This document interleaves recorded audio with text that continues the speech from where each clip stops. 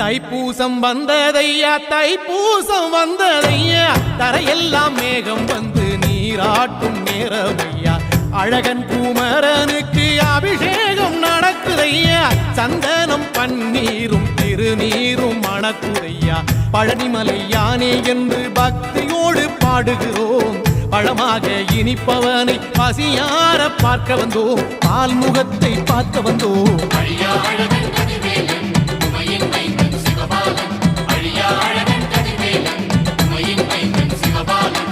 தைப்பூசம் வந்ததையா தைப்பூசம் வந்ததையா தரையெல்லாம் மேகம் வந்து நீராட்டும் நேரமையா